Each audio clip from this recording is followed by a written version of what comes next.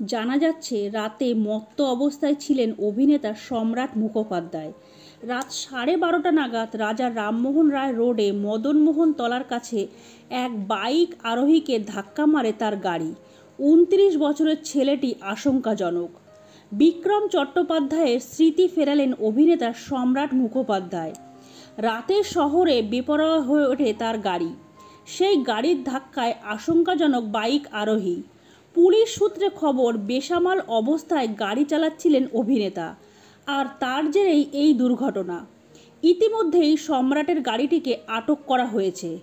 ইতিমধ্যেই সম্রাট মুখোপাধ্যায়কে গ্রেপ্তার করেছে বেহালা থানার পুলিশ। আজ তাকে আলিপুর আদালতে তোলা হবে। জানা যাচ্ছে রাতে মত্ত অবস্থায় ছিলেন অভিনেতা সম্রাট মুখোপাধ্যায়। বেহালা চৌরাস্তার দিক থেকে যাচ্ছিলেন টালিগঞ্জের দিকে। রাত 12:30 নাগাদ রাজা রামমোহন রায় রোডে মদনমোহন তলার কাছে এক বাইক আরোহীকে ধাক্কা মারে তার গাড়ি। তার বাইকে থাকা মানুষটি তাতে ছিটকে পড়ে যান। গুরুতর জখম বাইক আরোহীকে প্রথমে MR বাঙ্গুর হাসপাতালে নিয়ে যাওয়া হয়। এরপর অবস্থা আশঙ্কাজনক হয়ে পড়লে SSKM হাসপাতালে স্থানান্তরিত করা হয়। বয়স তার মাত্র 29। একটি আইসক্রিমের কারখানায় কাজ করেন এই ব্যক্তি। দুর্ঘটনায় ভেঙে টুকরো হয়ে গিয়েছে বাইক আরোহীর হাঁটু ও কোমর।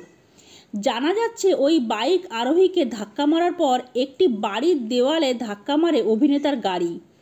ওই বাড়ির গেটটিও গাড়ির ধাক্কায় ভেঙে গেছে।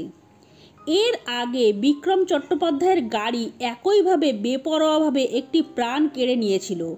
সেই সময় বিক্রমের সঙ্গে ছিলেন জনপ্রিয় মডেল সোনিকা সিং চৌহান।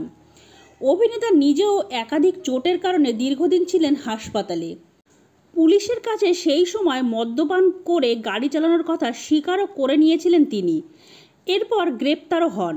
একাধিক ধারায় মামলা রয়েছে তার উপর। ফের একই ধরনের ঘটনা প্রশ্ন তুলছে টলিউডের তারকাদের বেপরোয়া স্বভাব নিয়ে। নেট মাধ্যমে ইতিমধ্যেই এই খবর শেয়ার করে প্রতিবাদ জানিয়েছেন সাধারণ মানুষ। শুধু তাই নয়, যাতে বিক্রমের মতো জামিনে ছাড়া না পান, কঠোর শাস্তি পান, সেই দাবিও তোলা হয়েছে। তো বন্ধুরা, আজকের ভিডিওটা এই পর্যন্ত। পরবর্তী বিনোদনমূলক ভিডিও নিয়ে আমরা খুব তাড়াতাড়ি ফিরে আসবো। ততক্ষণের জন্য সবাই খুব ভালো থাকবেন, সুস্থ থাকবেন। নমস্কার।